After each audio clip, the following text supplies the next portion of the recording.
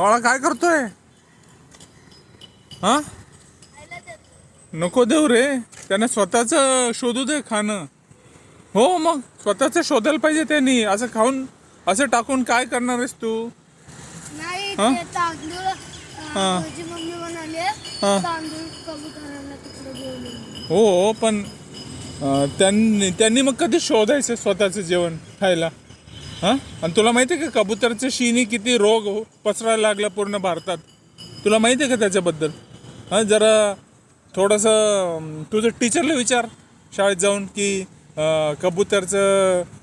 कबुतरमुळे काय काय रोग होतो माणसांना. तर तुझं कुठल्या शाळेत जातोस?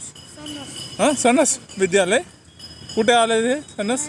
तारी फाट्याला. हा ना, तारी फाट्याला. तर तुझं शाळेत जर टीचरला विचार की कबूतरमुळे काय काय रोग होतो, तुझं शाळेचे टीचर सांगेल.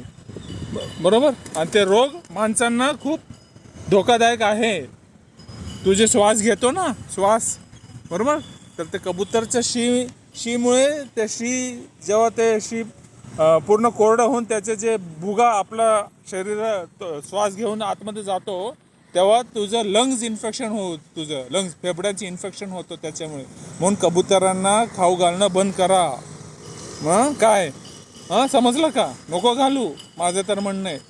का एखाद्या गाईला खाऊ घाल, ते चांगलं होईल. गाईला म्हशीला खाऊ घाल ते तांदूळ, पण कबुतरांना खाणं बंद करा. काय समजलं का बाळा? काय नाव तुझं? शिव. Okay Shiv, great. हां, ओके, बाय.